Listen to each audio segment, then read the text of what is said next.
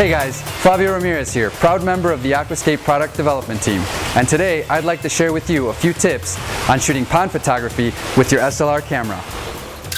Good photography is truly in the eye of the beholder, but let's face it, some make it look better than others.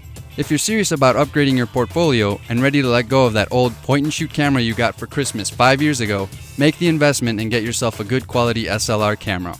A single lens reflex camera, commonly known as an SLR, is the type of camera used by professional photographers and serious hobbyists. Prices of these cameras range from reasonable to astronomical, but if you're just getting started, I suggest getting yourself a Canon Rebel or a Nikon D3100, which retail for around $500. And unless you like blurry pictures, get yourself a decent tripod to go with it. Now that you've got your new fancy pants camera and tripod, you're ready to shoot like a pro. Sort of. Now you just need to learn how to use it. You might notice that your SLR camera has more than a few buttons, functions, and menu options than you're used to. While we'd love to talk about all of them, today's lesson is basic and simply meant to teach you how to shoot in manual exposure mode, focusing on 3 main topics: ISO, aperture, and shutter speed. The art to creatively shoot ponds and waterfalls comes down to long exposures, which creates that silky smooth effect over the water. Before you run outside to shoot your first masterpiece, be aware that the lighting is a major factor. Overcast days are ideal for this type of photography because the natural light is evenly spread without any harsh shadows from the sun. You'll find similar lighting just before sunrise or just after sunset. Now that the lighting is right and you've mounted your camera on your tripod, you're ready to shoot. Turn on the camera and turn the mode dial on top of the camera to manual exposure mode. This will allow you to adjust all of the camera settings manually, which can be viewed on the LCD screen or through the viewfinder.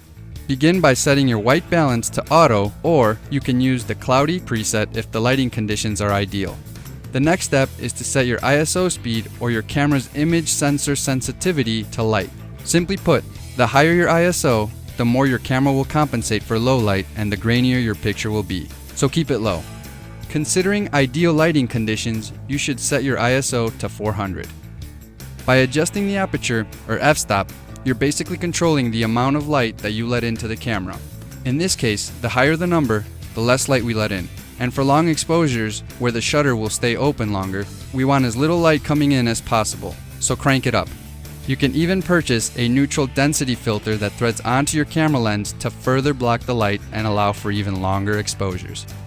Finally, we're ready to slow down our shutter speed by turning the main dial until the exposure indicator on the LCD screen or viewfinder is centered.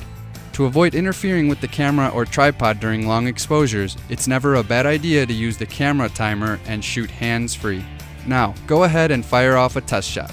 If you notice the image is too bright or overexposed, your exposure was too long and you'll need to turn up the shutter speed. On the other hand, if you notice the image is too dark or underexposed, you'll want to take a longer exposure by turning the shutter speed down.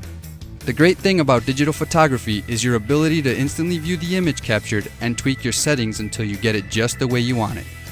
We hope you've enjoyed this basic photography lesson and took away a few high-level tips on shooting long exposures.